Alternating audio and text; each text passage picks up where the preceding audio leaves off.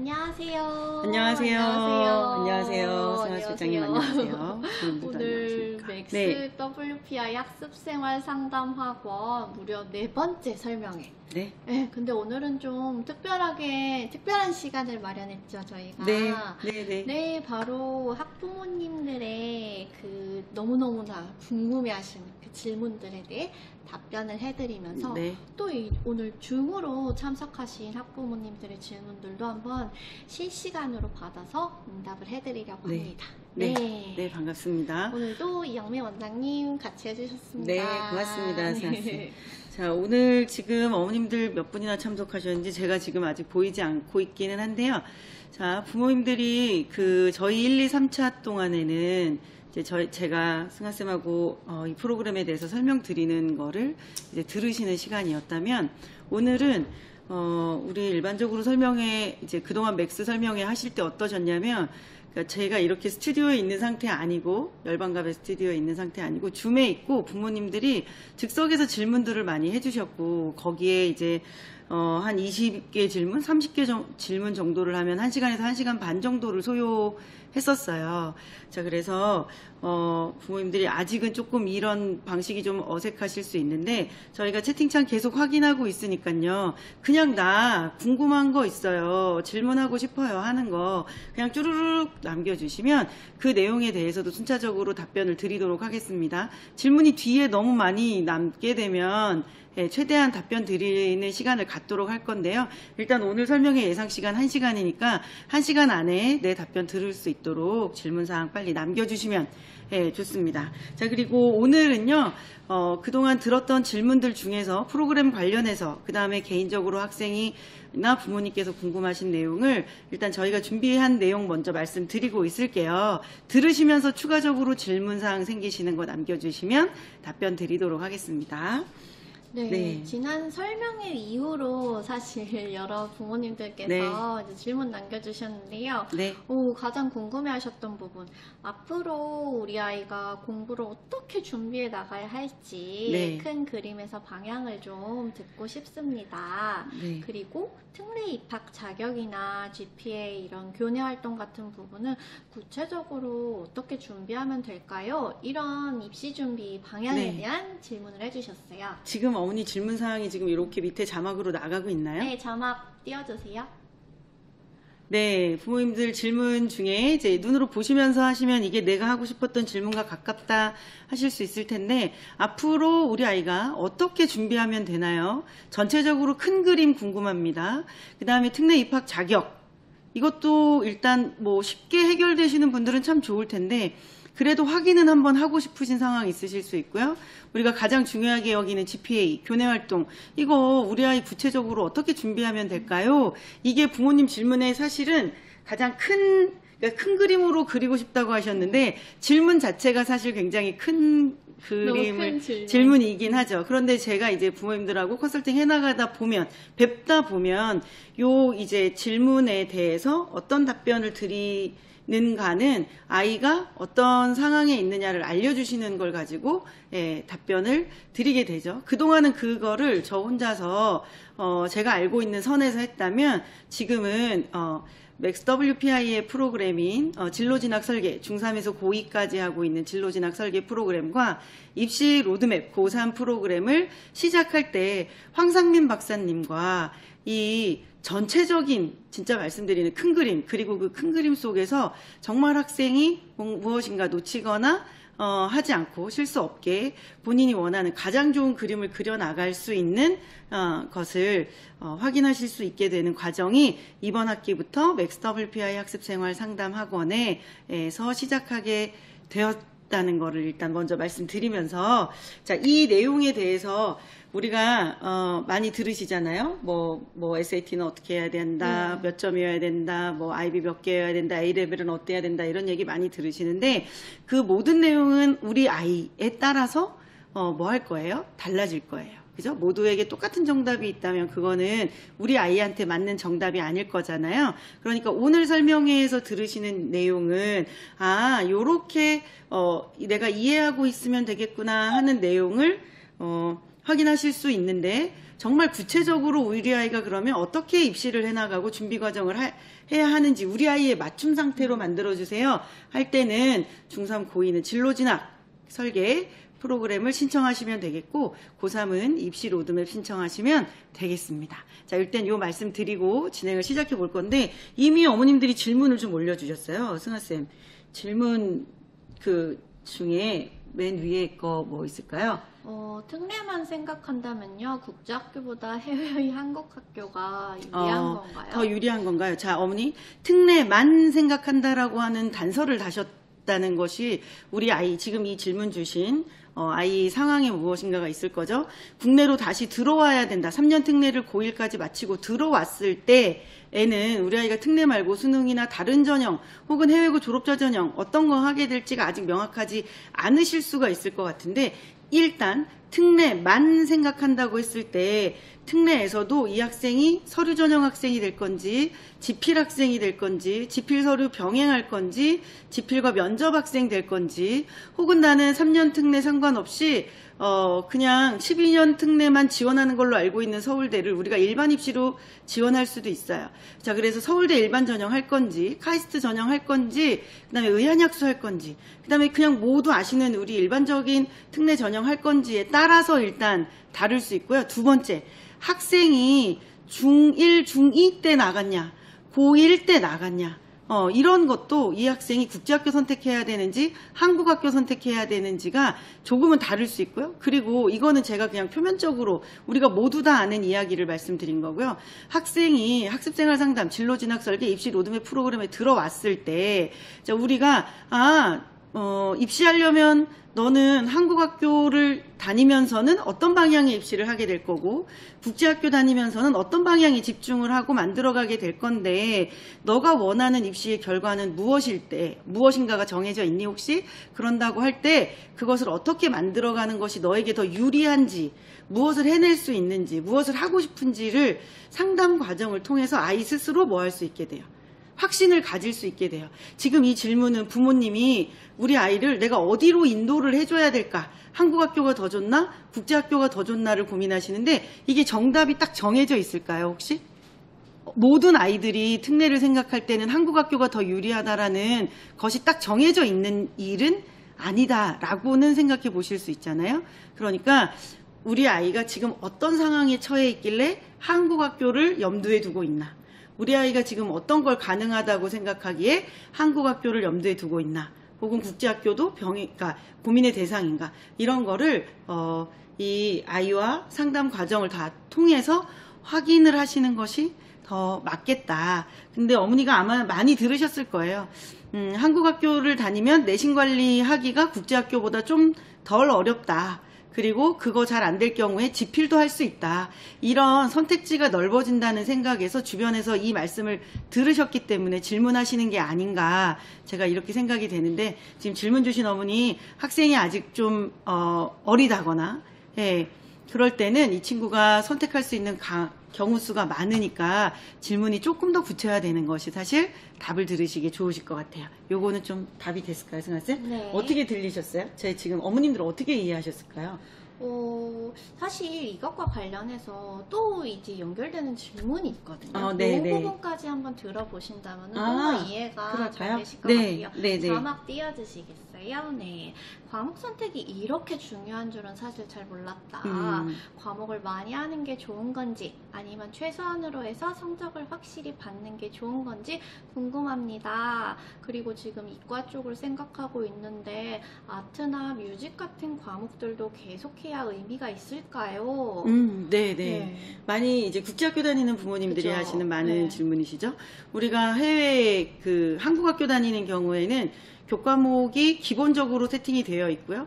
지금 우리 고교학점제에 해당이 되는 현재 고1 학생부터는 국제학교 학생들이 고민하는 선택 과목이 역시 중요해지는 것이 맞습니다.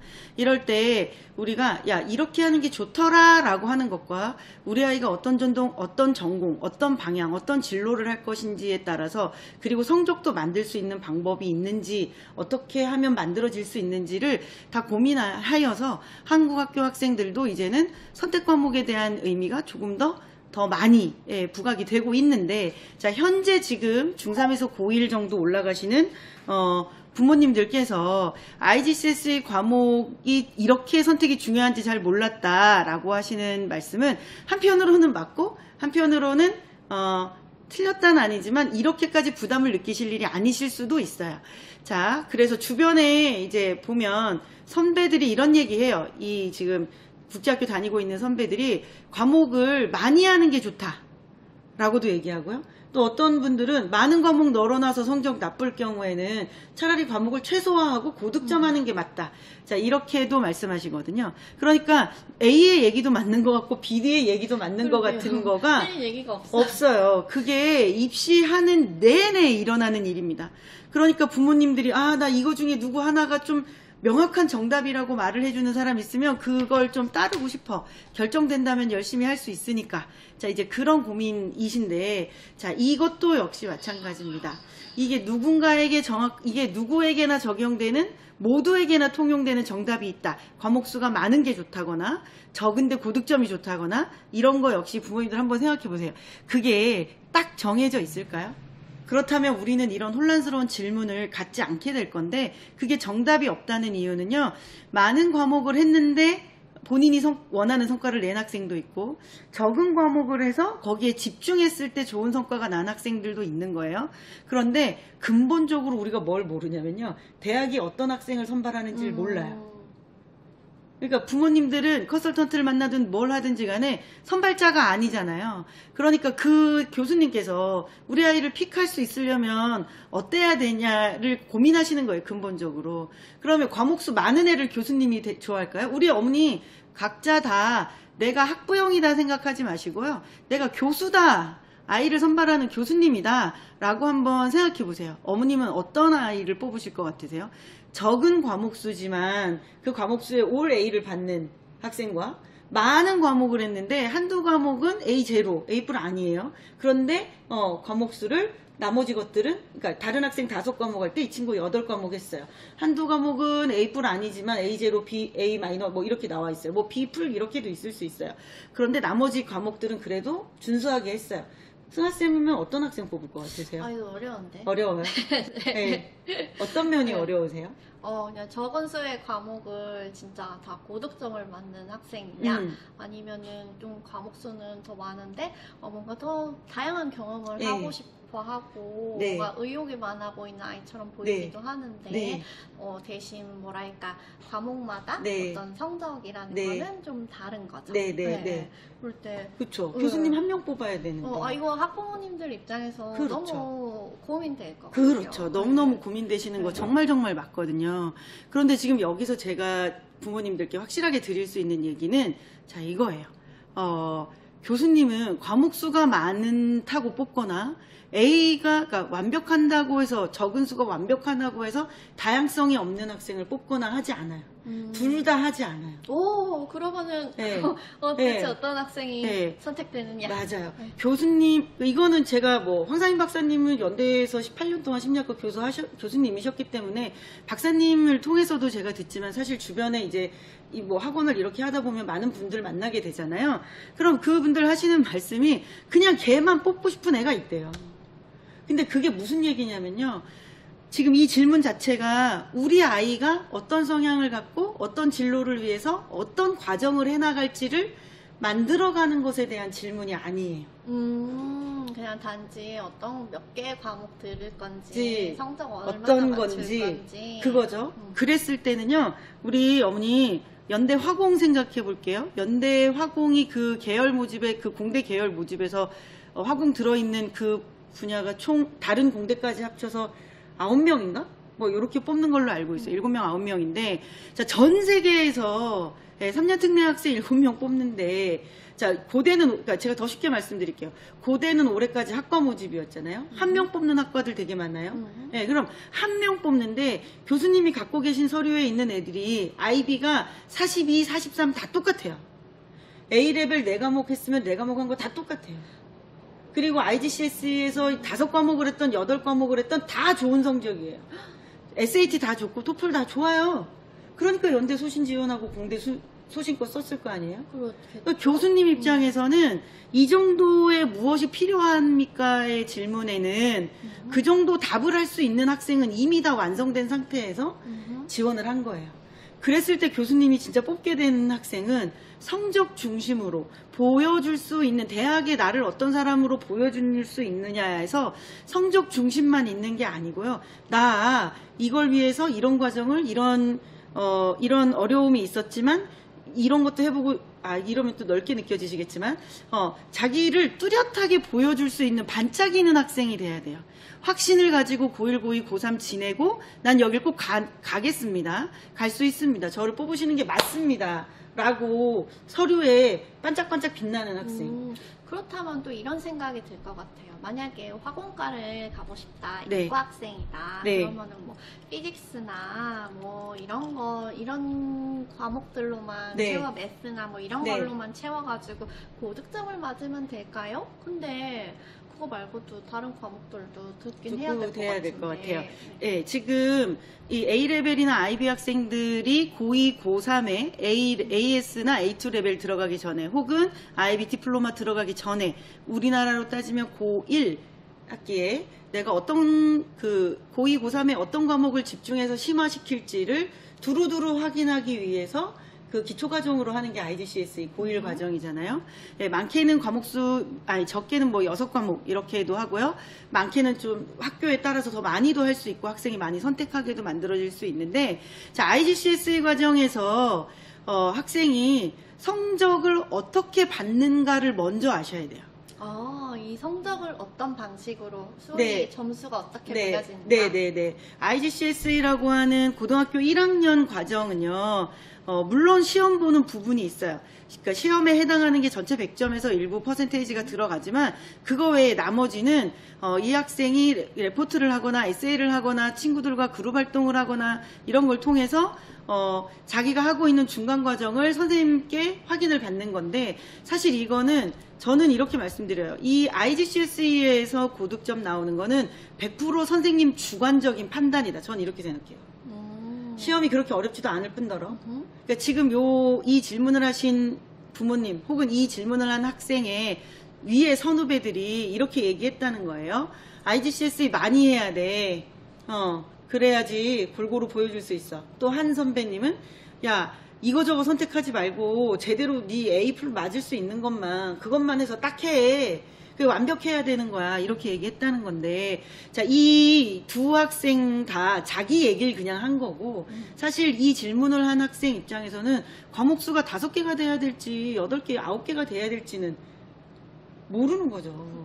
네, 근데 중요한 건 제가 학생과 요게 이제 최근에 했던 학생의 질문이기도 해서 제가 이제 제일 먼저 넣었는데, 이 학생이 너 오늘 선생님하고 상담한 내용 전체를 다 듣고 나니까 뭐가 제일 중요한 것 같니? 라고 물어봤어요. 네. 그랬더니 일단은 선생님한테 적극적으로 자기가 하고 있는 거를 말씀드리고, 영어지만 소통을 적극적으로 해야 되고, 공부뿐만이 아니라 내가 하고 있는 일을 선생님이 아시게 해드려야 될 것 같아요. 라고 학생이 대답했어요. 그래서 저가 그걸 잘하려면 뭐를 해야 될지 고민이 좀 돼요. 이렇게 얘기했어요. 자, 지금 이렇게 생각하는 학생, 지금 어머님들 들리시죠? 자, 우리 아이가 이렇게 얘기했다고 생각하시면 돼요. 나는 고득점을 받기 위해서 당연히 학교 공부 열심히 하지만 IGCSE 과정에서 중요한 거는 평가를 하는 주관적 평가를 내릴 수 있는 선생님과 나의 뭐가 중요해? 소통이 중요해. 내가 선생님한테 내가 뭘 하고 있는지를 결과치만 보여드리는 게 아니라 결과에 부족함이 있더라도 이걸 내가 메꾸기 위해서 다시 또 무엇을 공부하고 했다라고 하는 거를, 점수가 있지만 그 점수에서 부족한 부분은 내 나름대로 다시 또 정리해서 선생님한테 선생님 저 다시 공부했어요 하면, 국제학교는 한국과 달라서 객관식 시험이 아니고 그 아이의 노력에 따라 선생님이 주관적 평가를 다시 해주세요. 그러니까 이 담임 선생님이 네. 주관적으로 네. 점수를 매긴다, 네. 평가를 한다라는 네. 거는 그냥 선생님 멋대로 이렇게 한다 그런 뜻이 아니라 네.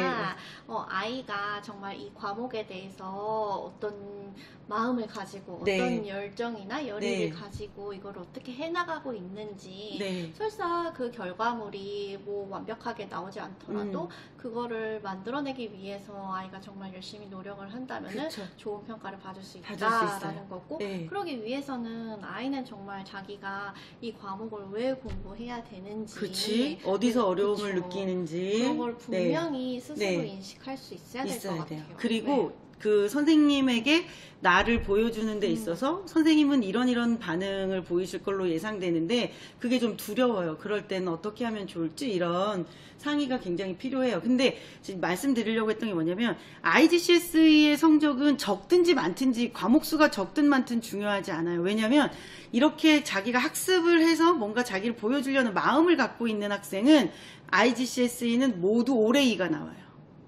그게 IB 과정이든 A레벨 과정이든 상관없어요. 자, 다시 말씀드리면, 정확히 정리드리면, 자, 우리가 AS 레벨이나 A2 레벨 들어가거나 디플로마 들어가고 나서의 성적도 그런 부분이 물론 크긴 하지만, 이 기초 단계, 고등학교 1학년 단계에서 국제학교에서 성적을 주는 거는 객관식 점수만이 아니에요. 그리고 그거 그렇게 큰 비중이 아니에요. 그렇게 어렵게 난이도가 나누어지지 않아요. 이 학생이 자기가 공부하려고 하는 의지가 명확할 때는 점수를 받게 돼 있어요. 그게 국제학교의 IGCSE, MIP 과정이에요. 그러니까 그 과정을 잘하고 싶어하는 학생의 마음이 만들어져야 돼요. 그러니까 제가 그 학생한테 이렇게 물어봤어요. 너 혹시 선생님 의사소통 잘 안 되거나 너 좀 마음에 안 들어 하시는 선생님이면 너도 얘기하기 싫고 그래? 그랬더니 아니 그럴 순 있지만 그래도 점수를 선생님한테 받아야 되면 선생님한테 말씀드려야죠. 그렇지. 이 친구는 진로진학 설계 프로그램에 들어오기 이전이어도 그래도 이 친구의 마음을 우리가 읽어볼 수 있는 게 선생님하고 대화하기 힘들고 힘든데 주관적 평가를 하는 선생님한테 나 뭐 할 거야. 점수 받을 수 있을 만한? 한마디로 말해서 예쁜지? 선생님이 점수 주고 싶은지? 나 그거 뭐 하고 싶어요. 하려고 해요. 라고 마음먹은 학생이라는 거죠. 그래서 제가 그랬어요. 네가 IGCSE를 아트를 넣든 말든 근데 그 학교에 아트 점수 안 주기로 유명한 선생님이 있다는 거예요. 어떡하죠? 네, 그래서 이걸 해야 되나요, 말아야 되나요, 막 이렇게 얘기하는데 걱정하지 말라고. 지금 너의 마음 상태로는 그 선생님이 원하는 무엇인가를 할 수 있는 노력하는 과정을 보여줄 것이 충분하기 때문에. 충분하다는 거는 어떤 부분을 보고 그렇게 충분하다라고 이 친구가 해외 나간 게 이제 얼마 되지 않았어요. 이제 한 학기밖에 안 지났고 사실 우리 쉽게 조금 생각하는 동남아권 국제학교 아니고 이제 그 동유럽 국제학교들 여기는 사실은 학생이 한 학기를 보내는 동안에 내가 언어로 금방 적응이 사실 힘들어요. 어렸을 때 국제학교 다녔던 애가 아니었거든요. 그럼 이 친구가 중3대에서 나가가지고 적응이 굉장히 힘든 시간을 동유럽에 처음 나가는 애들은 다른 데 나가는 애들보다 무조건 힘들어해요. 네, 그런데 이 친구가 한 학기 보내는 동안에 그거에 대한 피드백을 해주는 게 그래도 자기가 할 수 있을 것 같다. 언어가 혹시 너 하는 거에 방해가 될 것 같지 않니? 그랬더니 그렇지만 그래도 만들 수 있다. 어떻게든지 여러 가지 방법으로 잘 전달하게 해볼 수 있을 것 같아요. 언어가 그렇게 무섭지는 않아요. 이러더라고요. 네, 그러면 이 친구가 언어적인 표현을 무서워하지 않는 상태에서 선생님이 주관적 평가를 하는 것이 맞으므로 내가 선생님이 좀 나랑 안 맞더라도 그래도 선생님한테 제가 계속 얘기하고 할 수 있을 것 같아요 라는 마음이 일단 있다면 이 학생이 너무 크게 벽에 부딪히지 않게 이 상황에서 네가 어떤 답을 할 수 있고 선생님이 어떤 반응을 하는지를 예상할 수 있고 그렇게 애가 좀 그러니까 시나리오를 짤 수 있게 진로진학 설계 선생님, 학습상담 선생님들이 도와줘 나가시면 그러면 이 친구가 한 주 한 주 자기 과제 해나가면서 힘든 선생님하고도 의사소통하는 거를 도움을 받을 수 있을 것 같아요. 얼마든지 받을 수 있죠. 네. 그러니까 뭔가 아트나 뭐 뮤직 같은 과목들도 계속 해야 의미가 있을까요? 라는 질문을 했을 때 그러면 아트나 그 뮤직에 대해서 이 학생이 어떤 마음을 가지고 있는지 그 마음을 읽어가면서 그 과목을 만들어가면은 이거는 받을 수 있어요. 거의 뭐 선생님과의 뭐 관계라든지 뭐 이렇게 질문을 던질 게 아니네요. 네, 아니죠. 그리고 학생한테는 제가 이렇게 얘기했어요. 지금 주변에서 듣기로 네가 화학공학과 가려면 화공 관련한 과목들 중심으로 고득점을 내야 된다, 막 이렇게 얘기도 듣고 하니까 맞아요. 아이가 얼마나 부담스러워요. 네. 아직 고등학교 선생님 만나지도 않았고 그 학교 다니는 선배님들 얘기만 들었을 때 공포감만 엄청 커지는 상태거든요. 그런데 사실 얘기한 것처럼 IGCSE 있는 학생이 노력하면 점수 만들기 어렵지 않은 과정이 맞고, 일단 그 다음에 두 번째는 이과 학생들이 제가 문과 쪽 과목을 병행한다거나 아트 쪽의 과목들을 하고 싶기도 한데 네. 뭔가 집중을 하고 있지 않은 듯한 모습을 보여주거나, 네, 뭔가 다들 네. 생각한 거는 아트, 뮤직 이거는 이과랑 너무 동떨어지는 거 아니냐. 그렇게 생각하는 경우가 많은데 제가 이렇게 얘기해 줬어요. 성대 합격한 학생들 중에, 성대 공대 합격한 학생들 중에 국제학교 학생들이라면 그런 인문, 예술, 체육 이쪽 분야에 무엇인가 자기가 해왔던 경력이 없는 학생은 선생님 잘 못 본 것 같아라고 얘기해 줬어요. 그건 네. 어떤 의미인가요? 예전에는 제가 이렇게 말씀드렸었어요. 이 진로진학 학습상담 설계하기 전에, 예전에 제가 컨설팅 버전일 때, 오래전에 그럴 때는 성대는 다양한 활동을 한 학생들을 더 가중치를 주는 것으로 생각이 돼. 왜냐하면 그런 친구들이 합격생이 많았으니까 이런 식으로 얘기를 했었어요. 근데 성대가 어떤 입장을 발표하거나 그런 거 아니거든요. 네. 그냥 컨설팅하는 사람들이 하는 표현이에요. 왜냐하면 그게 많으니까. 그런데 이 학생이 걱정하는 거는 내가 아트에 시간을 뺏긴다, 하나. 그 다음에 아트에서 고득점 안 나오면 뭐 할 거다. 좋은 학교 가는데 뭐 할 거다. 지장이 있을 거다. 라고 하는 정말 막연한 걱정을 하고 있는 거예요. 예, 그래서 그런 일이 일어나지 않고, 그리고 본인이 하고 싶은 걸 국제학교에는 대학처럼 과목을 선택해서 배울 수 있는 기회잖아요. IGCSE가. 그렇죠. 그걸 통해서 내가 고득점도 내면서 내가 가능성, 공대를 간다고 해도 이쪽 예술 계통을 내가 갖고 있을 때, 거기에 대한 흥미를 갖고 있을 때 얼마나 더 그 국내 대학 다니면서도 남다른 학생이 될 수 있는지도 탐색해 볼 수 있어요.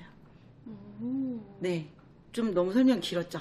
네, 그러면 네. 다음 질문도 다음 질문 해볼게요. 볼까요? 근데 생각보다 어머님들이 지금 채팅방 질문을 많이 주셨어요. 네, 그러면 네. 채팅방 질문도 같이 네. 한번 봐볼게요. 네. 또 비슷한 질문들을 해주신 경우들도 네. 많아가지고 네. 나라를 많이 옮기다 보니 정신이 없어서 네. 서류를 공증 안 받았는데 12학년 졸업 후 공증 받아도 되는 거죠? 7월 원서 접수하기 전까지 받으면 되는 건가요? 네네네. 이런 네. 서류 접수 관련해서 부모님들 질문 엄청 많으시고 엄마들이 엄청 많이 하시는 걱정이 이거예요. 아이가 공부 열심히 했는데 내가 서류 준비 잘 못해가지고 아이 입시에 큰 피해를 주는 거 아닌가 엄청 두려워하시거든요. 지금 저희 직원들이 제가 알기로는 특례 119라는 지금 카페가 이제 저희 재원생 내부용으로 오픈이 되어 있는데 이걸 부모님들께 오픈해 드릴 거예요. 그러면 이 서류와 관련해서 질문 주시고 준비 과정 답변해 주고 이러는 걸 아주 전담으로 하고 오랫동안 했던 피터라는 직원이 있어요. 그러니까 피터 팀장이 어머님들 그 카페에 올려놓는 그런 글들에는 답변 드릴 거예요. 지금 이거는 아주 그냥 딱 떨어지는 서류 준비와 이런 것과 관련된 얘기잖아요. 그런 것들은 질문 답변 통해서 그 카페에서 하실 수 있게 그렇게 오픈을 곧 해드릴 거예요. 조금만 기다려주세요. 네, 그래서 또 이런 내신과 관련된 질문도 해주셨는데요. 올해 고등학교 2학년 2학기로 귀국한 3년 특례 학생이 내신 9등급제 고등학교에서 내신과 더불어 무엇을 준비해야 서류대학 지원에서의 경쟁력을 높일 수 있을까요? 와, 지금 이 어마어마한 질문을 주신 거예요. 학생이 해외 체류 기간이 얼마나 되었는지는 모르겠지만 이 학생은 해외에서 한국 학교 다니면서 내신 고득점자 학생이었거나 국제학교 다니면서도 성적을 유지할 수 있을 만큼 서류대학을 지원할 수 있을 만큼의 학생이 되었다는 뜻인데, 자, 이것도 또 이제 여러 가지 요소가 있을 수가 있어요. 학생 개별적인 상황에 맞춰서. 학생이 서류대학이라고 할 때 연고성서, 중한 이외, 이 서류대학도 서류대학이고요. 국민대, 숭실대, 동국대, 단국대, 한양대, 에리카 이런 대학들도 서류대학이에요. 자, 그리고 그 최상위 서류와 좀 아쉬운 서류 그 사이에 지필이 끼워져 있는 상태. 자, 이렇게 되어 있는데요. 지금 이 학생이 해외에서 고등학교 과정 동안에 한국 학교든 국제학교를 다니든 내가 서류 학생이라고 생각을 하고 성장을 해왔다면, 준비를 해왔다면 그 서류가 한국으로 들어왔을 때 학제 변경이라고 하잖아요. 국제학교에서 한국 학교로 오면 학제 변경이 되고, 해외 한국 학교에서 한국 학교를 그대로 올 경우엔 내신 승계가 돼요. 학제 변경이 일어나지 않아요. 그러니까 이 학생이 국내로 들어왔을 때 가장 중요한 게 내신의 주요 과목의 고득점이 될지, 그 상태가 될지, 학제 변경이기 때문에 2학년 2학기가 평가 요소로 반영되지 않는 학생이 될지, 그럴 경우에는 3학년 1학기에 우리가 내신을 시험을 봐도 우리가 원서 접수하는 7월까지 한국 학교는 내신이 3학년 1학기 내신이 특례 학생들 원서 접수할 때까지 내신이 안 나와요. 어머님들 요거 아시죠? 한국 학교 3학년 1학기 내신은 우리가 서류대학에 원서 접수할 때까지 나이스에 전산화되지 않기 때문에 그 성적이 반영이 또 안 될 확률이 매우 높아요. 우리 A레벨 하는 학생들도 최종 시험 뭐예요? 원서 접수할 때까지 성적표 안 나오기 때문에 A레벨 최종 성적 못 내잖아요. 마찬가지로 한국 3학년 1학기도 그래요. 자, 그랬을 때 이 국제학교 학생이, 자, 이거예요. 내가 서류 학생으로서 있는데 내신 어느 정도 해야 되는지는 분명히 이제 제가 어느 정도 말씀을 드릴 거예요. 어느 정도 가이드는 드릴 건데, 더 중요한 거. 국제학교와 한국학교가 학제 변동으로 인해서 내신은 바뀔 수 있어요. 내신 승계도 할 수 있어요. 그런데 더 중요한 거, 이 학생이 진짜 상위권 서류 학생이 되려면 해외에서 있었던 고등학교 1년, 1년 반 과정 동안에 내가 어떤 사람으로 지냈는지가 기록에 있겠죠. 그게 그렇죠. 거기서의 선택한 과목에도 있을 거고 거기서도 했던 활동이나 수상에 있을 거예요. 그게 한국 학교로 와서 뭐하게 만들어져야 돼요. 이어져야 돼요. 예를 들어 아주 쉽게 생각하면, 내가 학생들 중에 아주 특수학과를 고집하는 학생, 저희 의대, 수의대 이런 얘기 많이 말씀드리니까 좀 다른 예를 들면, 고등학교 1학년 때부터 아트 관심이 있었고 자기는 디자인 관심이 있었어요. 그러더니 이게 방향이 확정이 돼서 선생님 저 패션 디자인을 하겠어요 라고 고1 때쯤 마음을 완전히 먹는 학생들이 있어요. 그런 학생들은 복장부터 화장부터 남학생 여학생 불문하고 스타일이 달라서 걔가 지나가면 안 쳐다볼 수 없는 애가 돼요. 그리고 다이어트 해가지고 몸도 되게 예쁘게 만들고요. 되게 자기가 디자인을 하는 사람인데 실제로 자기 몸도 마음도 그렇게 만들더라고요. 확실히 믿고 있는 학생들이.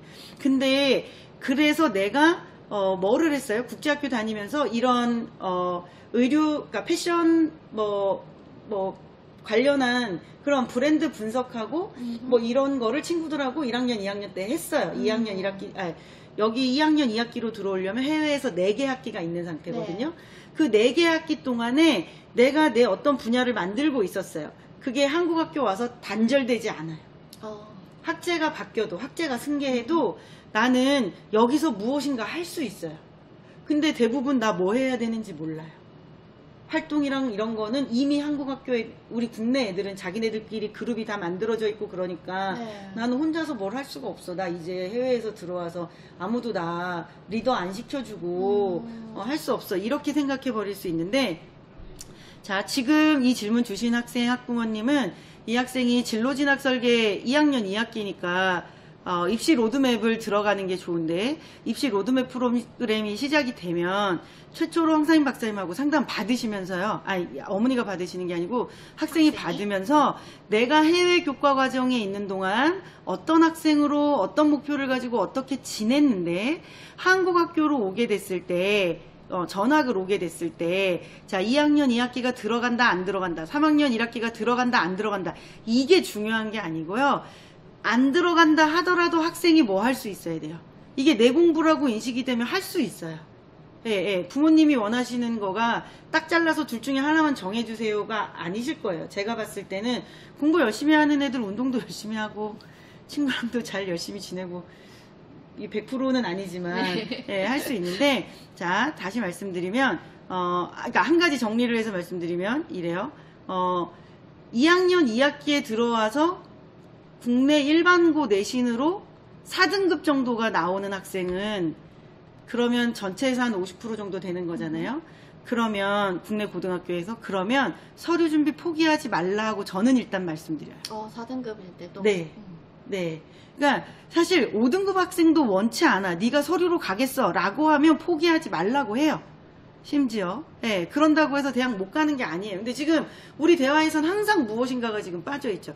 이 학생이 자기가 어느 정도 할 수 있다고 믿고 무엇을 하고 싶고 서류대학이라고 하면 어떤 대학을 생각하고 있고 거기서 내가 뭘 어떻게 하고 싶다라고 하는 거를 그 얘기가 지금 우리가 계속 빠진 상태로 그러니까 항상 설명회에서 원장과 상담사 선생님과 어머니, 아버지만 이야기를 하고 이 일의 주체인 학생은 우리가 항상 빠져 있는 상태가 되다 보니까 항상 50% 부족한 말씀을 드린다고 저는 느끼는데 이 학생이 그리고 내신 4등급도 또 세분화시켜서 얘기를 해보면 이 학생이 이과라고 할 때 주요 선택 과목 학교에서 이렇게 그러니까 내가 오기 전에 이미 학교가 과목을 배정을 해놨을 수 있거든요. 그렇죠. 우리 이과는 뭐 화투랑 뭐 하고 뭐 한다 이렇게 다 이렇게 되어 있을 수 있어요. 그럴 때 과연 내가 전체적인 내신 등급을 만드는 것을 한다고 생각을 할지 아니면 주요 과목 집중해서 뭔가 나를 아주 돋보이는 학생으로 만들고 싶다고 생각할지 그것도 사실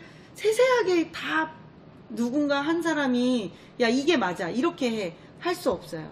할 수 없다고 생각하면 그렇죠. 하게 만들 수 있는데 중요한 건 학생이 그것에서 가장 좋은 성과가 나는 것이 내 입시와 어떻게 연결되는지를 스스로 뭐 한다면 명확히 안다면 그러면 학생 스스로 해요. 그러니까 학제가 변동이 되더라도 네. 진짜 국제학교를 다니다가 국내 학교로 막 전학을 오게 되더라도 네. 내가 어떤 상황에서도 나는 이런 학생이에요 라는 거를 네. 하나의 스토리로 맞아요. 이어가면서 네. 자신의 최선의 결과를 내기 위해 계속 노력을 한다면 네. 그 학생은 원하는 대학에 입학할 수 있다. 가죠. 그러니까 그거를 부모님이 만들어주시나 뭐 학원의 선생님들이 만든다라기보다 그것과 관련한 계획을 만들고 학생 스스로 그렇게 해나갈 수 있는 힘을 만드는 거가 그동안 학원에서는 어떻게 생각했냐면 제가 할 때는 이거 부모님한테 말씀드리고 애한테도 얘기하고 챙기고 어떻게 됐니 묻고 내가 연락 못하면 꼭 해주세요 하고 이렇게만 했지 그 일이 실제로 일어나게 만드는 무엇인가를 하지는 못한 거예요.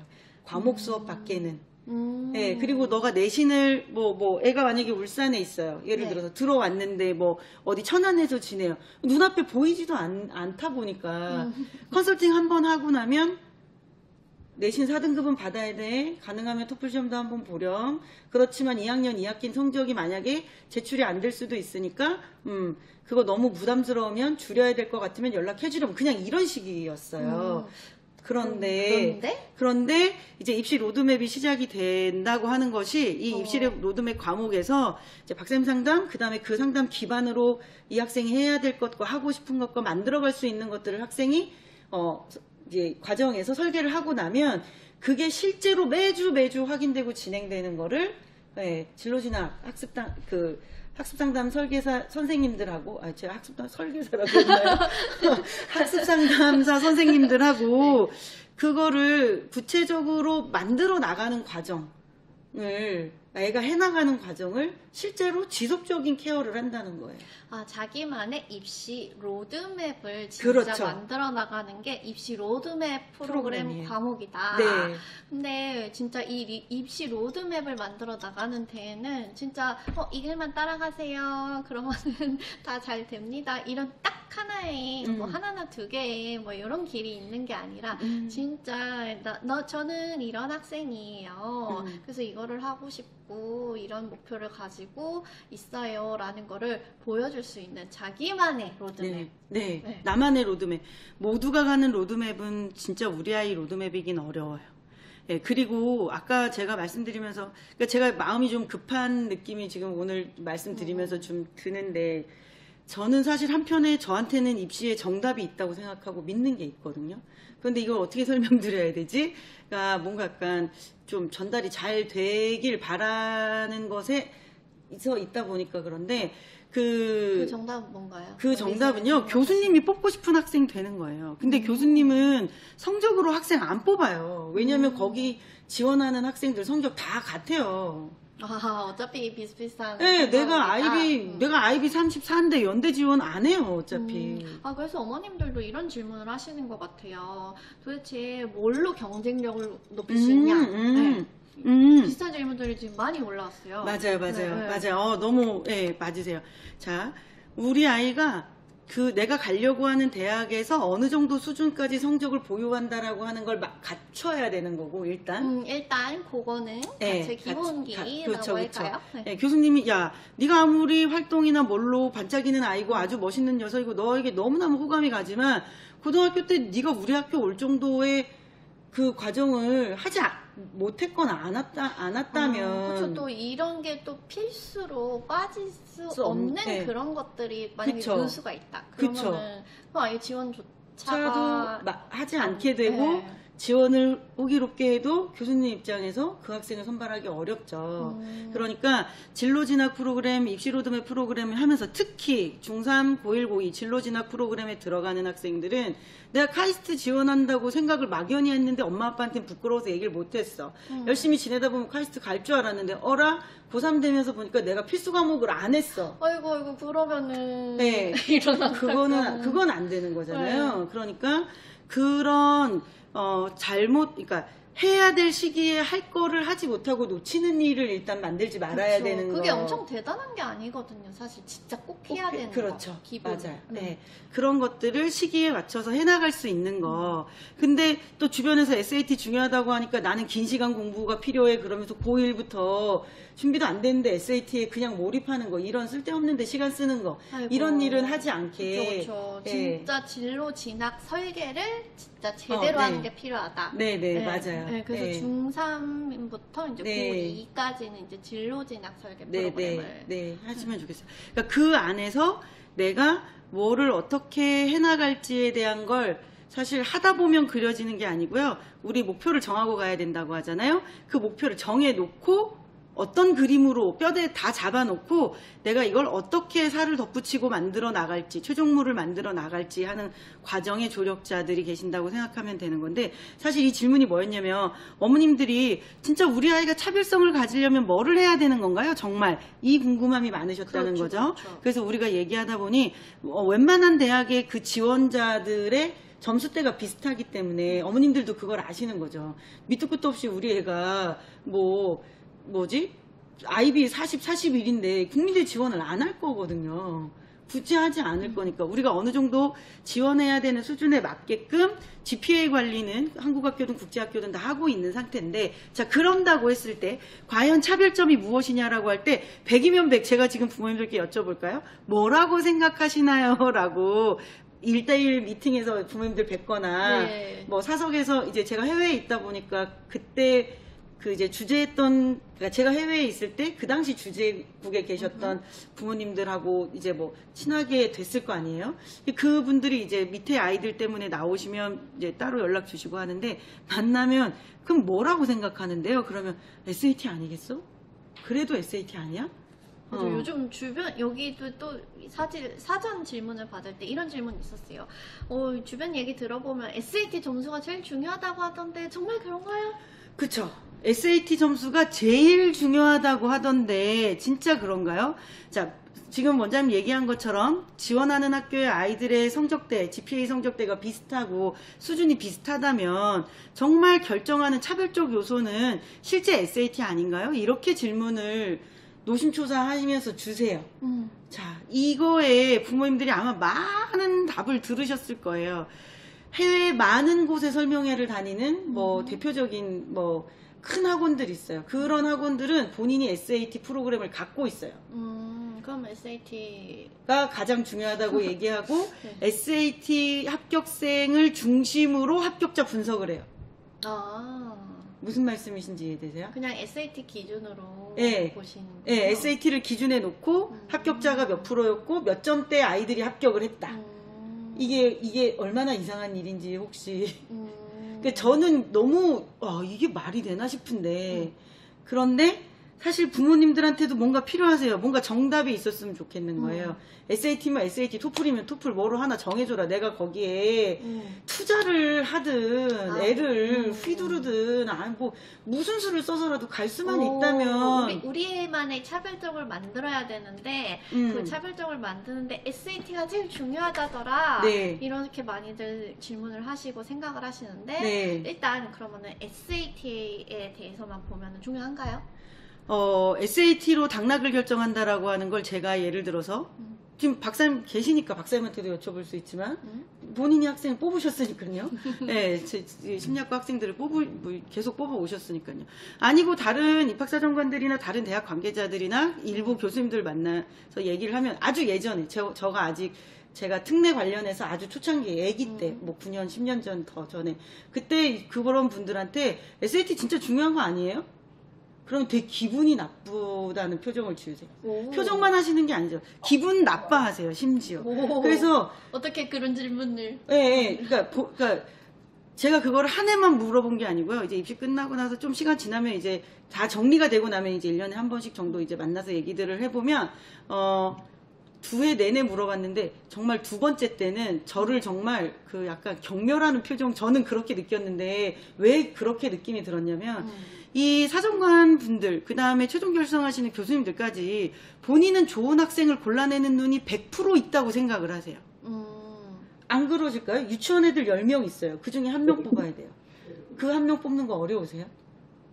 아유, 그분들이라면은. 아니요. 그 승하쌤 마찬가지예요. 승하쌤한테 그러니까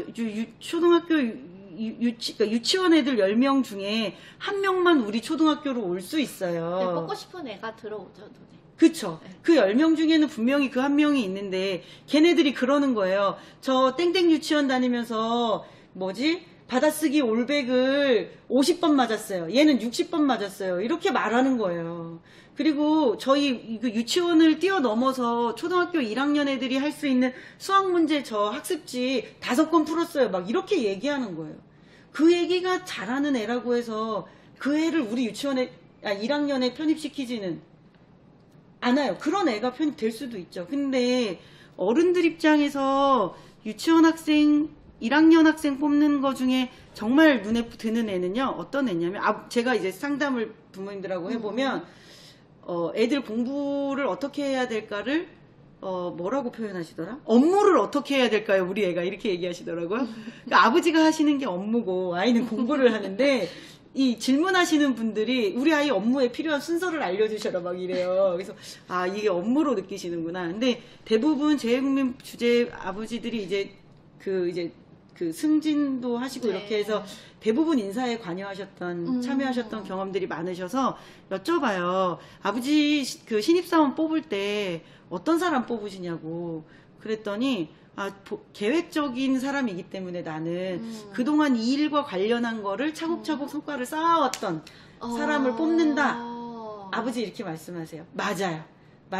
내가 한 번도 디자인에 대해서 생각을 안 하다가 3학년 때 갑자기 이거 한번 해보면 어떨까 해서 그쪽 공부를 지원해서 하는 학생, 대학에서 별로 흥미는 있을 수는 있을지도 몰라요. 그러나 진짜로는 내가 이 길을 가기 위해서 차곡차곡 자기 시간을 쌓아온 학생에게 그러니까 관심이 가는 거 맞아요. 그래서 우리가 맨날 전공적합성 이런 내용 막 하잖아요. 그래서 과목 구성할 때도 그런 과목 하는 거고.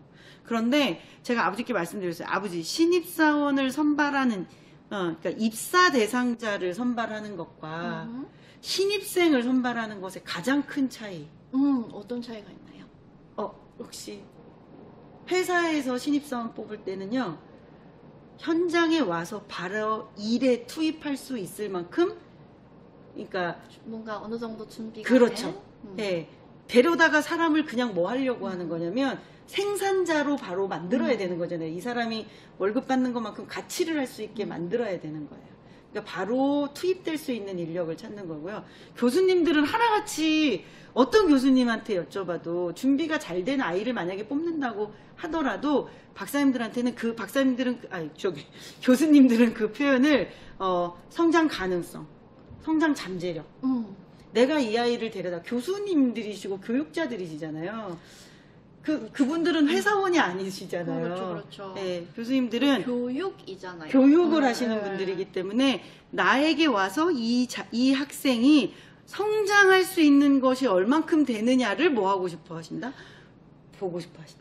그렇다면 네. 차별점이 우리 아이 차별점 어떻게 만들 수 있나요? 경쟁력 어떻게 갖출 수 있나요? 이미 얘기해 주신 것 같아요. 저 이만큼 이 대학에 와서 저 이만큼 성장할 수 있어요. 네. 이 얘기를 할 수 있으면 네. 되겠네요. 네. 그거를 보여주는 방법은 네. 내가 중학교 3학년 때부터 네. 저는 이렇게 진로에 대해서 저 네. 자신에 대해서 이렇게 고민을 해왔고 네. 이런 시도를 해보았고 네. 그런 자기만의 이야기를 가지고 그렇죠. 대학 문 두드리면 되겠어요. 네, 그 학생만 보여요. 왜냐하면 다수의 학생들이 뭐만 하냐면 점수 경쟁만 해요. 토플 115가 좋은지 110이 좋은지만 경쟁해요. 토플 하지 말라는 말 아니에요. 제가 이 상담한 학생 아버지께서 SAT를 우리 애가 이제 고1 되면 겨울방학부터 시작해야 되는데 이렇게 말씀하시길래 지금이 SAT를 시작할 때이신지 토플 시작하실 때인지를 어떤 기준으로 나누실 수 있으실까요? 라고 했더니 주변에서 SAT가 가장 변별력이 높다고 했고 빨리 준비하는 게 좋을 것 같아서 라고 말씀하셨어요. 실제 SAT와 토플을 한다고 할 때 여러 가지 기준이 적용될 수 있어요. 토플은 공인어학이라고 해요. 근데 SAT는 공인어학이 아니에요. 추가 기타 관련 서류고 국제학교에서도 A레벨 학생, IB 학생, AP 학생에게 있어서 SAT가 필요한 것은 학생들이 가지고 있는 교과목에 따라서도 중요도가 조금씩은 교수님들 입장에서 다르게 느껴지거든요. 그런데 일단 SAT 가장 큰 변별력이라고 하니까 SAT 앞단계 SSAT가 있어요. 네. SAT 너무 어려우니까 거기에 들어가기 전에 밑단계부터 단계적으로 한다. 이거는 제가 봐서 정말 너무 말도 안 되는 말을 사람들이 사교육에서 하는 거예요. 기본적으로 토플과 SAT에 대해서 교수님들의 생각은 제가 교수님 모든 분을 만나지는 않았어요. 그렇지만 주요 서류대학에 관련 있는 분들과 얘기할 수 있는 자리가 될 때마다 적극적으로 물어보는데 그분들의 생각은 아이들이 대학 오면 원서 읽는다. 어떤 과목이든 어떤 전공이든지 원서 하게 된다. 그럴 경우에 아카데믹한 원서 읽을 수 있고 자기 전공 공부할 수 있는 정도로를 확인할 수 있는 거는 토플이다. 이렇게 얘기하세요. 그러면 SAT는 왜 안 중요하다고 하세요? 영국제 애들이 미국제 SAT 보면 왜 상관없다고 하세요? 점수 있으면 좋잖아요. 솔직히 인간 대 인간으로 점수 똑같은데 SAT 있으면 걔가 더 잘한 거 아니에요? 그러니까 SAT를 하지 말라 절대 아니고 SAT까지 할 수 있는 상태에서 나를 보여줄 수 있는 건 좋은데 이 학생의 전체 스토리를 봤을 때 얘가 갑자기 생뚱맞게 SAT를 이때 왜 했지? 라고 하면 그건 100% 사교육이래요. 그냥 네. 이런 떠도는 얘기에 하더라라는 네, 얘기에 네. 했다는 게 이제 벌써 그 네. 아이의 네. 서류에서 보이게 또 되는 보여요. 거죠. 네. 그러니까 우리가 점수를 이 시기에 왜 내야 했어? 내가 SAT가 충분히 이만큼 내가 AP 학교 다니는 학생이 내가 1학년 때는 사실 AP 안 해도 되고 MIP 과정만 해도 되는데 나는 1학년 때도 한 두세 과목 AP를 그러니까 5월에 시험을 봐서 점수를 5점, 4점, 3점 이렇게 했어. 내가 왜 이 3점짜리 과목을 선택 왜 했지? 그럴 수도 있지만 사실 이 학생이 그걸 두고 다시 2학년이 됐을 때 다른 과목으로 해서 과목 수를 늘려나갈 수도 있고 여러 가지 할 수 있는데 중요한 거는 SAT라는 미국 교과 과정에 대한 최종 시험으로 우리 수능 시험처럼 인식되는 SAT인 거죠. 근데 우리 학생부 종합전형이라고 제가 지금 이 설명을 시작할 때부터 계속 말씀드리거든요. 우리 국내에서 학생부 종합전형 할 때 없니? 수능 시험 보나요, 안 보나요? 수시 전형은 수능 안 보는 애들이 수시하는 거잖아요. 재외국민 특례는 수시 전형의 일부예요. 그런데 그 수시에 지원을 하는 국제학교 학생들이 해외에서 학교 다닌 학생들이 저는 수능 성적도 있어요를 하고 막 내려고 하는 게 SAT예요. 이 교과 전형하고 사실 상관이 없어요. 그렇기 때문에 어디에 가는 거예요? SAT는 추가 서류예요. 토플이 뭐고요? 자기 공인 어학 성적이고 해외에 살면서 내가 영어를 이 정도 아카데믹한 걸 할 수 있습니다를 추가적으로 그러니까 자기 입증하는 서류예요. 근데 내가 국제학교 내신이 좋아요. 그러면 토플 성적이 당연히 뭐 할까요? 좋죠. 네. 국제학교 내신 좋은데 토플이 너무 낮아. 그건 말이 안 되는 거죠. 국제학교를 다니려면 발표하고 에세이를 계속해야 되는데 그걸 성적이 되게 좋은 애가 토플이 안 나와? 그거는 좀 약간 의심스럽게 만들잖아요. 예, 그러니까 그렇게 일이 되지 않도록 입증하는 용도로 이 아카데믹한 걸 쓰는 거예요. 사실 한국 학교 다니는 애들이 토플 내는 것도 그렇게 막 필수 요소라고 할 수 없어요. 그렇죠, 그렇죠. 예, 그러니까 내가 뭐 하니까 잘할 수 있는 부분이고 내가 이 아카데믹한 대학 가서 이런 부분도 할 수 있다라는 걸 교수님께 보여줄 수 있는 또 다른 입증 서류의 하나로 토플 정도를 한국 학교 애들이 쓰는 거고, 국제학교 애들은 내 내신이 잘 나온 것에 대한 뭐 또 다른 확인 자료로 토플 정도를 써요. 그래서 토플과 SAT를 그냥 아주 단적으로 얘기하면, 토플은 대학 가서 쓰는 영어를 할 수 있다라는 증거, SAT는 교수님들 생각에는 이거는 미국 사람들의 미국식 사고, 그러니까 미국식 사고와 이 논문을 읽을 수 있는 아카데믹한 영어하고는 전혀 뭐한 거다. 전혀라는 표현은 그렇지만 다르다예요. 내가 뭐가 가능해요. 내가 살고 있는 지역이 굉장히 영어 잘 사용할 수 있고, 내가 체류 기간도 있고, 그래서 나한테 또 다른 하나의 베네핏으로 미국식 사고, 미국 사람들과 어울려서 이런 주제를 가지고 이런 식의 거를 읽고 토론할 수 있습니다. 나는 거의 뭐 반미국인 같은 사람이에요. 라고 어필하고 싶으면 뭐 하면 돼요? 그러면 SAT 하면 돼요. 납득이 가요. 센스한데. 네. 근데 한국 학교 다닌 애가 왜 SAT가 있는지는 그냥 궁금하잖아요. 궁금해요. 그렇죠. 너 왜 이게 있어 이렇게? 근데 어떻게 보면은 그거는 어떻게 학생들을 선발하는 분들의 입장에서 그런 생각을 할 수 있을 것 같은데, 네. 만약에 내가 지금 우리 아이가 중3학년이다, 네. 고1, 2학년이다 네. 라고 하면은 그럴 때 그런 생각을 하기가 쉽지 않을 것 같아요. 진짜. 네, 그러면은 지금 당장 중3, 고1, 고2 우리 아이 진로를 위해서 진짜 지금 뭐를 해야 돼요? 뭐를 만들어 가야 돼? 어떻게 네. 해야 돼요? 라고 고민이 되실 것 같거든요. 그쵸. 네. 네. 이게 입시 로드맵 말고 사실은 진로 진학 설계 프로그램 학생들은 내가 원하는 상태의 나를 어떻게 보여주고 싶을지를 정해야 돼요. 그쵸. 또 앞으로 네. 고1, 고2 벌써 한 2년 이상 되는 시간 동안이면 뭘 할 수 있죠. 할 수 있죠. 네. SAT도 만약에 제가 지금 SAT가 왜 필요한가에 대해서 필요합니다, 안 합니다 말씀드린 거 아니고, SAT를 하더라도 내가 내신도 너무 좋아.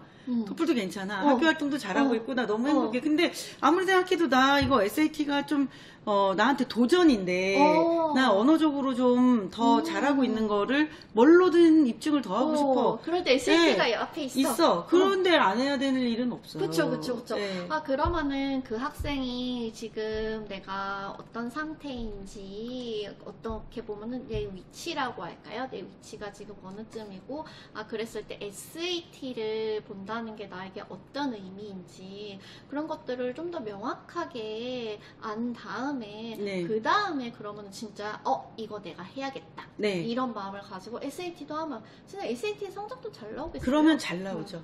네, 똑같이 하는 것도 SAT를 9월부터 준비해서 이렇게 해서 해라. 아니면 네가 뭐 내신 몇 점 나오면 부모님들이 우리가 무리한 투자나 이런 시간 낭비하지 말고 네가 내신 38점 디플로마 들어가서 나오면 그때 SAT 하자.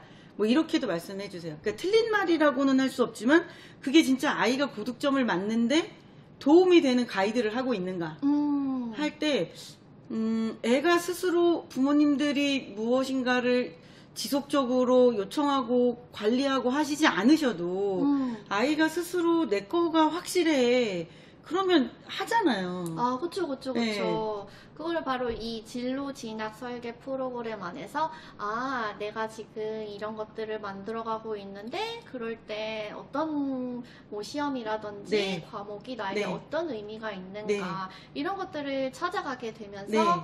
하게 된다는 거죠. 네, 그런 과정을 한 학생은요, 서류대학이든 지필대학이든 면접대학이든 뭐 어디에 갖다 놔도 그 애만 다를 거예요. 왜냐면 눈에 들어. 걔만 보일 거예요. 왜냐면 우리 진짜 제가 그동안 저 스스로가 해온 일이기도 하지만 그런 거는 되도록이면 뭐 했냐면 보이지 않게 했어요. 보이지 않겠다. 보이지 않게 했다라기보다 그거를 중요하게 여기는 것이 불안했어요. 그걸 중요하게 여기면 꼭 해야 될 공부를 못 할까 봐. 뭐 좀 약간 표현이 이상하긴 한데 그렇게 반짝이는 자기를 담는 것보다는 차라리 1점 더 올려라. 확실하고 객관적인 정보를 줘라. 같이 했어요. 그러니까 사실은 그냥 그게 어떤 면에서는 확실하게 학생이 뽑히는 길을 그러니까 대학이 선택하고 교수님이 이 학생을 내 제자로 키우고 싶어하는 그 길에 도움이 되었는지 생각할 때 아쉬움이 너무 큰 거죠. 그렇게 해보셨을 때 네. 너무 아쉬움이 크셨고, 네. 네, 그런 다음에. 그 다음에는 제가 이 진로 진학 설계 프로그램이 이게 진행이 되는 과정에 대해서 지금 박사님하고도 계속 네. 보고 있고, 지난주, 이번주 상담하신 학부모님들이 주신 되게 놀라운 피드백도 어떤 받고 피드백을 받으셨는지 좀 살짝 들어봐도 근데 될까요? 처음에는 이제 부모님들이 네. 이게 어떻게 되는 건가도 걱정도 하시고 궁금해도 하시고 하셨는데 제가 최근에 받은 가장 뭐라고 할까요? 이게 진짜 일어나길 바라는 일이었고 이게 저가 너무 뿌듯하고 이랬던 거는 학생 어머님께서 박사님과 아이 상담이 너무 의미가 컸다. 근데 나는 더블팩 공부하시는 분인 줄 알았어요. 의미가 크다 이런 표현도 다르게 들릴까. 그냥 우리가 편히 쓰는 말하고 여기서 공부하면서 좀 다른데 의미가 되게 컸다 이러면서 아이가 처음으로 자기 자신의 마음의 독백처럼 자기 자신의 마음을 처음 읽어본 것 같다. 우리 애가. 그리고 엄마도 내가 애를 너무 모른다고 생각했는데 그 아이의 독백 부분을 보고 내가 우리 아이를 너무 이해하게 되었다. 그리고 앞으로 그리고 우리 아이가 말을 너무 잘 안 하는데 박사님이 이게 연대 심리학 박사님이셨던 분이 서울대 하버드 하셨던 분이 우리 애기의 이 느리고 표현하기 싫어해서 묻는 말에 대답 안 하고 시간을 엄청 들여야 되는 기다림을 가져야 되는 애의 얘기를 박사님이 하나도 놓치지 않고 그거를 다 하나하나 기다리면서 들어주신 거에 엄마가 되게 감동하셨어요. 근데 제가 상상해보면 이 친구를 주변에서 친구들이든 선생님이든 부모님이든 묻는 말에 대답을 빨리 피드백을 안 주기 때문에 주변에서 답답해하는 아이였을 거예요. 빨리 대답해. 너 왜 말 안 해? 그런 얘기 들으면 더 주눅 들어서도 못하는데 그런 상태로 지내면서 점점 자기가 무엇을 할 수 있는 것에 대한 확신이 점점 약해졌을 수 있는 학생인데 이 아이가 박사님하고 상담하고서 자기가 뭐를 해야 될지에 대해서도 그래도 뚜렷하게 얘기를 하니까 어머니 입장에서는 너무 고맙고 이게 계속 박사님 상담을 계속하게 됩니까? 이렇게 어머니 박사님 상담을 계속하시기에는 네. 우리 학생 상담사 선생님들께서 맞아요. 매주 아이들을 상담해 주시게 되시는 거죠. 네, 그리고 매주 박사님하고 그 아이 상담 과정에 대해서 최초 상담하셨던 박사님하고 계속 피드백을 하면서 박사님한테 슈퍼비전 받으면서 아이들의 과정을 계속 해나간다. 이게 제가 지금 우리가 이거 설명하면서 쉽게 얘기하니까 이게 얘기가 쉬운 것 같지만 이건 진짜 엄청난 일이 일어나는 건데. 사실 많은 분들이 이 얘기를 들으시면은 그냥 말 좀 숫기 없는 애가 말하기를 기다려주시고 얘기 잘 들어줬나 보다라고 생각하실 수도 있는데 그게 아니죠. 그게 아니죠. 네, 아까 얼핏 말씀하셨는데 아이가 자기 자신이나 공부하는 거에 대해서 가지고 있는 자기 마음을 말로 표현했다라고 하셨잖아요. 처음이니까요. 그쵸. 그게 처음이라고 어머님께서도 그러셨다고 하셨는데 이렇게 아이가 자기 언어로 자기 마음을 표현한다는 건 엄청난 의미죠. 그 일이 어떤 의미이냐면 저는 어쨌든 학원 원장이잖아요. 학원 원장이 바라는 것은 그냥 아주 단순해요. 애들 대학을 자기가 생각했던 것보다 잘 가면 돼요. 그렇죠. 네, 자기가 낼 수 있는 최대의 성과를 대학을 통해서 입증하면 되고 부모님들이 그거에 너무 만족스럽다. 너무 이 학원 선택하길 잘했다. 그거 하나 일어나면 되는 거거든요. 네, 그런데 이름을 말할 뻔했어요. 그 학생이 그 학생이 그 일이 일어날 것이 너무나 자명하고 이 학생은 더더군다나 본인이 어느 만큼 할 수 있는지에 대해서도 본인 스스로 되게 약하게 생각할 것이 뻔한데. 맞아요. 대부분의 학생들이 뭐 자신감이 없어서든 아니면 도망가느라 그렇든 간에 이렇게 자기 자신에 대한 내가 이렇게 목표를 세우고 내가 스스로 내 입시를 만들어갈 수 있다라는 그 마음 잘 없잖아요. 없어요. 그냥 말로는 부모님한테 경희대 갈게요. 지필학원 보내주셨으니까 이렇게 합니다. 근데 내신도 열심히 할게요. 하지만 그거를 확신을 갖고 본인이 그거를 매일매일 해나간다는 게 눈에 안 보이기 때문에 모든 부모님들이 상담하시면 하시는 말씀이 그거예요. 우리 애가 생각만큼 열심히 안 해요. 말로는 진짜 뭐 경희대가 뭐예요? 스카이도 가는데 그쵸. 안 해요. 안 해요. 발등에 불은 나만 떨어졌나 봐요. 어떻게 입시생이 저래요. 그럼 또 끌탕 가시고. 끌탕하고. 그리고 나름대로 또 여기저기서 어머님들 응원하고 애들도 돌본다는 얘기로 저도 많이 하던 얘기예요. 학원에서 4시간 동안 수업 듣고 뭐 하고 갔는데 걔가 공부 어떻게 또 해요, 어머니. 좀 쉬는 시간 갖게 해주시는 거가 도움이 돼요. 이렇게만 얘기를 할 수 있었지 진짜 이 학생이 자기 공부가 수업 시간에 얼만큼 집중돼서 일어났고 그게 잘 됐다면 끝나고 집에 가서 그거 과제하고 오답하는 거 스스로 하고 싶은 게 맞아요, 원래. 그럼요. 네, 그런 일이 일어나서 부모님들이 내가 봐도 우리 애가 달라졌어요. 우리 애가 눈빛이 바뀌었어요. 요즘은 정말 하는 거 맞아요. 그런 말 너무 듣고 싶으신데 그런 말은 꼭 남의 집 애 1등 하는 애 걔한테 동네 마을 전체 그 로컬 지역 한 군데에서 한두 명 있는 일이잖아요.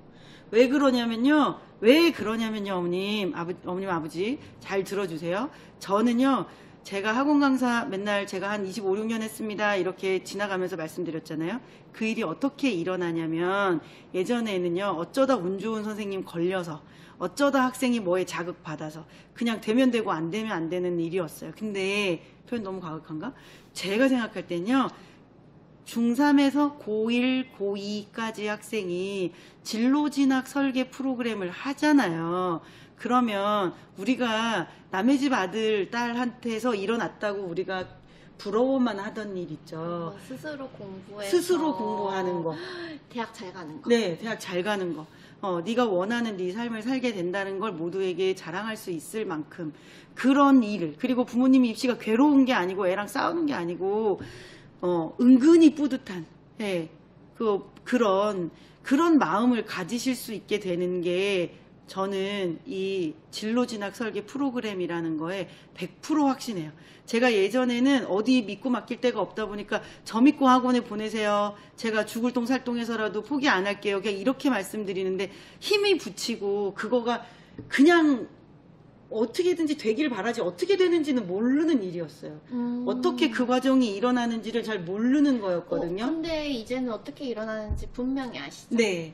그래서 이 진로진학 설계 프로그램, 입시 로드맵 프로그램을 맥스를 믿고 혹은 이영미 원장에 대한 얘기도 들으시고 그동안의 입시 과정이나 이런 여러 가지 상황에 대해서 알았을 때 그래도 뭔가 제대로 된 걸 하려고 하는 곳이다라고 믿음이 생겨서 관심도 가져주시고 하시는 걸 텐데 그 믿음이 절대로 뭐하지 않아요. 잘못되지 않았어요. 그냥 그 믿음을 그냥 그대로 가지고 계신 상태에서 자 우리가 진로진학 프로그램이든 입시 로드맵 프로그램이든 월 50만 원이에요. 부모님들이 나 비용이 좀 부담이 되는데 영미 원장님 조금 반년 있다 시작하면 어떨까요? 뭐 이런 말씀도 주시고 하세요. 그게 1년에 600만 원이에요. 작은 돈 아닌 거 맞아요. 제가 그러면 차라리 과목 저희 맥스에서 수업 들으면 과목을 하나 빼세요 해요. 과목을 하나 빼고 입시 로드맵을 하든 중3 고1 고2 학생이 진로진학 설계를 하든지 간에 부모님들이 들이신 돈은 1년에 600만 원인데요. 제가 생각할 때 그것의 가치 그것을 통해서 부모님과 우리 아이가 얻게 될 것은요 60억보다도 큰 가치라고 생각해요. 10배 100배 더 커요. 그 일을 하지 않고 그냥 학원에 보내면 기존에 하던 상태로 유지밖에 안 돼요. 우리 아이가 엄청난 변화를 겪기를 바라면서 지필학원에 그동안 보내셨잖아요. 그리고 한편으로 보내놓으면 대학은 어딘가 보낸다. 그 정도 믿음을 갖고 해주셨잖아요. 그거보다 야 정말 이 일이 우리 아이 인생에서 일어나지 않았으면 너무 무섭다. 이 일이 일어나서 너무 정말 다행이다 하시는 그런 일들이 일어나게 되는 게 이 프로그램이에요. 그래서 제가 학원이 이제 더 이상 맥스만 못하겠다 하는 거예요. 맥스 WPI 학습생활 상담 학원 하면서 진로, 진학, 설계, 입시 로드맵 이 일이 일어나는 곳이 돼야 된다. 그래야 우리가 모두 학원이라고 하는 것을 통해서 맺어진 이 부모님과 아이들과 선생님과 이 모든 저를 포함한 이 모든 인연들이 아름다운 행복한 결론은 아니죠. 대학이 인생의 결론은 아니지만 네. 우리가 지나가야 되는 그 문을 정말 멋있게 잘 만들 수 있다 이렇게 생각이 들어요. 네, 그 영미 원장님의 이야기를 한마디로 얘기하면은 진짜 어느 교과목 좀 문제 좀 더 풀고 강의 뭐 이렇게 선생님이 문제 풀이해주는 거 듣고 뭐 그런 것보다도 훨씬 네. 비교도 안 되게 더 중요한 거는 바로 아이가 네. 이게 내 공부다. 맞아요. 느낄 수 있게. 네. 그러기 위해서는 내가 이 공부를 왜 하는지, 나는 어떤 대학에 가서 어떻게 하고 싶은지, 살고 싶은지, 그치. 그런 것들이 더 생겨나야 될 것 같거든요. 네. 근데 부모님들도 진짜 아세요. 부모님들뿐만이 아니라 오늘 그 대전대 한의대 그 발표가 났어요. 한의대 네. 약대 발표가 났어요. 네. 예전에 이제 삼수생이었다가 학원에 찾아온 학생이 그해 입시를 하면서 한의대 합격을 했어요. 그냥 1대1로 그냥 학원에 있으면서 합격을 했고 WP 학원의 학원생이 한의대에 합격했어요. 한 명 뽑는데. 네, 한 명 뽑는데. 근데 그 동생이 올해 이제 입시를 했는데 예비 2번이라고 돼서 이제 이 누나가 선생님 우리 동생 어떡해요? 얘 예비 2번 떴어요. 이러면서 걱정이 돼서 이제 문자가 왔어요. 얘가 등 떠밀려서 다시 경북대 가길 바라지 않고 포기하지 않았으면 좋겠는데 어떻게 해야 될지 모르겠어요. 그 준비 과정도 이제 계속 상담을 해 나갔으니까요. 그러니까 그 당사자 학생을 제가 만나진 못했어요. 근데 그 누나가 계속 이제 대리 상담 상대가 된 거죠. 예. 근데 이 누나마저도 지금 바라는 게 뭐 한의대 합격을 해라, 뭐 가서 취업을 해라 이게 아니라 동생이 정말 하고 싶은 게 뭔지를 좀 뚜렷하게 자기가 정하면 그러면 내가 믿고 얘가 뭘 한다고 하든지 하게 해주고 도와줄 수 있는데 그 동생이 대학생 때 봉사장 아르바이트해서 누나 학원비 대주고 이랬던 동생이에요. 그렇게 해서 그 누나는 맥사원에 다녀가지고 한의대에 합격했어요. 했고 그 동생도 이어서 공부한다는 마음을 먹게 됐어요, 얘가. 원래는 이제 경북대 다니면서 생활하는 거를 되게 힘들어해서 나 어떻게 살아야 될지 때문에 집에서는 이 학생이 너무 다루기 어렵고 힘든 아이였던 거죠. 근데 이 친구가 공부를 하겠다고 누나를 보고서 이제 공부를 하겠다고 마음 먹고 지금 반년 이상 공부를 했는데 예비 2번이 나왔다. 저는 예비 2번. 네, 저는 너무 아까워요. 네, 너무 아까워요. 근데 왜 예비 2번이 나온 것 같으세요? 합격을 팍 이렇게 들어가지고. 그쵸. 그쵸. 근데 그 누나도 저도 이 친구가 지금 내용을 보고 싶은데 자기 동생에게 부족한 확신과 믿음, 그게 자기가 약간 불안했대요. 영쌤이랑 이 상담 계속 하면서 준비할 때는 그 한 명 뽑는 거에 이 친구는 그 누나는 한 명 선발하는 거에 마지막 기회였어요. 이 시험에서 떨어지면 한의대고 뭐고 없어요. 그냥 단국대로 그냥 3학년으로 돌아갔어야 되는 학생인데 이 친구가 한의대 1명, 약대 5명을 그해 뽑았는데 선생님 저는 동생 도움으로 공부하고 있고 제가 이렇게 생각하지만 내년에 다시 도전할 수 없기 때문에 저는 그냥 약대 시험 볼까요? 차라리 낮춰서 5명 뽑는 약대 시험 볼까요? 약한 모습. 그죠? 약대로 낮추면 가능성이 그래도 높아지는데. 그 얘기는 제가 목표한 대학에 갈 자신이 없어요. 나는 어떻게 보면 이미 포기한 것과 같은 마음 상태로 영미쌤에게 상담을 받았다라는 거네요. 근데 제가 너가 애초에 선생님 찾아올 때부터 한의대를 가고 싶다고 했던 거고 너의 꿈이 한의사였고 그것 때문에 지금까지 공부 과정을 이렇게 해왔고 선생님은 네가 이만큼 한 것이 분명히 합격의 결과를 줄 거라고 생각하는데 너는 도대체 무엇을 두려워하는 거지? 왜 이걸 한약학과로 바꿨을 때 과연 네가 원하는 결과를 낸다고 만들 수 있을까? 할 때 보통 학생들은 글쎄요 뭐 계속 이렇게 하잖아요. 그럴 때 누군가가 단호하게 해줘야 될 수도 있어요. 지원 안 돼. 나는 너 한약학과 쓴다고 준비하고 여지껏 한 적이 없는데, 한약이 아니라 약대 준비한다고 여지껏 한 적이 없어. 그리고 그 한 명은 너가 맞아. 근데 그 너가 맞으려면 네가 이 공부에 대해서 남은 기간 동안 확신을 가져야 돼. 왜냐면 이 친구가 예, 그동안은 시험 보고 나오면 머리가 하얘져가지고 자기 시험 본 거 하나도 기억을 못하고 그랬었대요, 예전에. 네. 그래서 땡땡이의 이번에 이 입시가 네가 확실하다는 건 네가 시험 보면서 느낄 수 있는데, 이 시험 끝나고 나도 시험장 밖을 나와도 이 문제를 너가 기억할 것 같다는 느낌이 들면서 풀면 넌 분명히 점수에 상관없이, 시험이 쉽고 어렵고에 상관없이 그냥 네가 합격이야. 근데 사실 저랑 과정이 거의 한 반년 넘게 계속 매주가 아니죠. 그때는 뭐 매일 네. 보고 갔으니까요.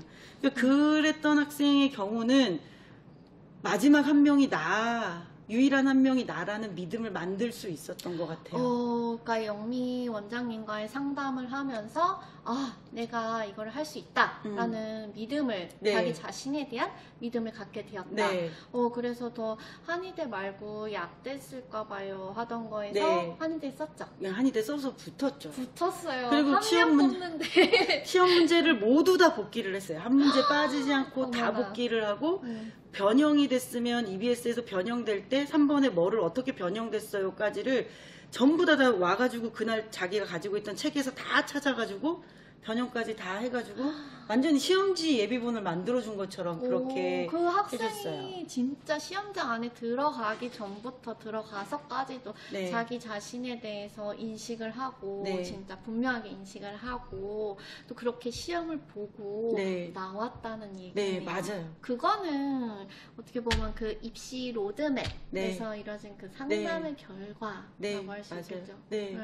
박사님 도움을 그때 더 빨리 많이 받았으면 더 편안했을 건데. 그 학생이 만약에 진짜 중3이나 네, 고1 그렇죠, 이럴 때 그 시작을 했다라고 생각을 해봐요. 그렇죠. 그러면 단대 다니면서 3년 시간 낭비하는 일이 일어나지를. 그 학생은 이미 다른 대학 다니다가 네. 이제 뭔가 새로운 도전을 해야겠다라고 네. 생각을 해서 왔던 네, 학생인 거고. 네. 근데 만약에 진짜 중학교 3학년, 고등학교 1학년 이때부터 네. 자기만의 진로 진학을 만들어 갔다면 네.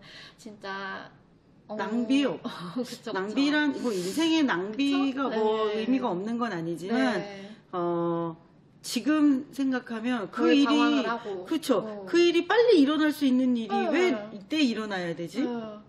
우리가 뭔가 명확하게 목표를 설정하는 것이 이 10대 학생들한테 너무 중요하다고 알면서도 그렇죠. 한편으로는 네. 10대는 목표를 설정하지 못해 라는 믿음도 있어요. 10대가 뭔 목표를 설정해. 10대는 그냥 대학만 가면 되지 같은 마음으로 있기도 해요. 근데 아니에요. 우리 지금 저 다이어트 하려면 당장 일단 목표 정해야지 다이어트 시작되는 것처럼, 제가 이런 표현이 맞을지 모르겠지만 대입도 마찬가지예요. 예, 얘가 지금은 IGCSE로 고민을 하고 있을지 모르겠지만 실제 고민은 IGCSE 점수 낸다 안 된다가 아니고요. 나 A레벨 학생인데 의대 가고 싶어요 될 수도 있는 거잖아요. 근데 그거 모르고 그냥 3년을 보내다가 그냥 질문이 한국 수학을 좀 하고 있으면 나중에 뭔가 바뀌는데 도움이 될까요? 요거는 결정한 것도 아니고 안 한 것도 아닌 거예요.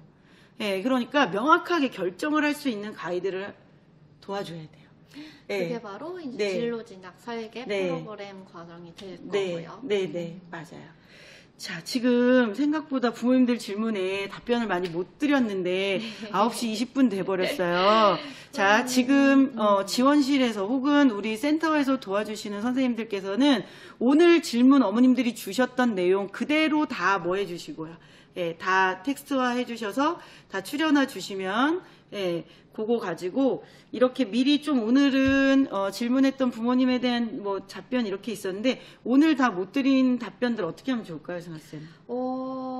일단 뭐 우리 다음 시간을 또 마련할 수도 있고 네. 그리고 이렇게 사실 오늘 보니까 비슷비슷한 질문들도 있었어요. 아까 뭐 경쟁력에 대한 부분이라든지 네. 그런 질문들은 대표적인 질문들은 저희가 또 모아가지고 네. 어떤 지난번에 우리 자료집을 한번 네. 드렸잖아요. 네. 그런 방식으로 네. 또 학부모님들께 제공해 드릴 수도 있을 것 같아요. 네. 좋아요. 그러면 계속 발전을 시켜 나가죠. 지금 이거는 우리 하나이에 대한 뭐는 아니었어요. 내가 우리 엄마는 우리 애 생각하고 질문 주셨는데 사실 우리가 답변을 드리기에는 맞아요. 얘가 한국학교 학생인지 체류는 어떻게 됐는지 무슨 과목을 흥미로워하는지 이런 거 하나도 몰라요. 자세한 사항을 몰라요. 그러니까 그런 것들을 통해서 내가 우리 아이에게 맞는 맞춤 그 과목을 해나가고 싶다 라고 하실 때는 진로진학 설계 입시 로드맵 프로그램을 신청을 하시면 좋겠고, 자, 그게 아니고 이렇게 대략적인 얘기를 들으면서 프로그램에 대한 거나 맥스 WPI 학습 생활에 대해서 학원에 대해서 좀 더 알고 싶다 하실 때는요, 자, 아까 말씀드린 특례 119 카페를 오픈해 드려서 거기에 오늘 올라온 어머님들 질문에 대해서 하나씩 답변을 좀 다는 거를 내일부터 한번 해볼게요. 그거 하나. 그리고 그 내용들을 가지고 좀 모아서 센터에서, WPI 센터에서 지난번에 보내드렸던 부모님들 질문에 대한 프로그램 설명하는 자료집처럼 요 내용에 대한 간단한 자료집도 만들어서 배포를 좀 해드리고, 그리고 또 다른 이런 자리를 마련해서 다음 주, 확정은 아직 안 됐는데요, 다음 주 혹은 다다음 주 이렇게 계속 부모님들이 궁금해하시는 거에 답변을 드리도록 해볼게요. 지금 뭐 여러 가지 방식을 만들 수 있을 테니까요, 승하쌤과 센터와 학원과 잘 상의해서 어머님들의 개별적인 질문에도 답변 드릴 수 있도록 자리를 또 마련하도록 하겠습니다. 네, 그리고 프로그램 신청 원하시는 분들께서는 오늘 이 시간 끝난 후에 바로 신청하실 수 있죠? 네. 그 학원 채널에 문의 주시거나 메일 받으신, 지금 준 메일 받으신 곳에 주시면 저희가 신청서가 포함된 자료집도 보내드리고, 그리고 문의 있으신 경우 이제 전화도 주실 수 있으세요. 02-6263-2440 번호로 문의 주셔도 되고, 또 이메일 wpipc@naver.com으로 메일 주셔도 됩니다. 네, 오늘 설명에 좀 아쉬움이 있으실 수도 있어요. 자, 그러면 앞으로 계속되는 설명에 참여하셔서 질문 제일 먼저 올려주시고 피드백도 제일 먼저 해주시고요. 나 이거 꼭 개별적인 거 여기서 들어야겠다 하시는 거는 채널에도 혹은 메일에도 자주 남겨주시고 문의 주시면 적극적으로 부모님들 질문에 답변을 드리는 것을 게을리하지 않도록 하겠습니다. 무엇이든지 궁금한 거 물어봐 주시고, 오늘 설명이 어떠셨는지도 채팅창에 피드백 남겨주시면 열어놓고 끝까지 확인해서 다음 설명회 때 참고하도록 하겠습니다. 오늘 마무리 할까요, 승하쌤? 네, 오늘 참여해주신 학부모님들 그리고 학생분들도 좀 같이 계셨던 그랬어요? 것 같아요. 반갑네. 학생들 반가워요. 네, 모두 수고 많으셨고요. 이현희 원장님도 다 수고 많으셨습니다. 네, 승하 실장 고생하셨습니다. 네, 다음 시간에 또 뵙도록 하겠습니다. 네.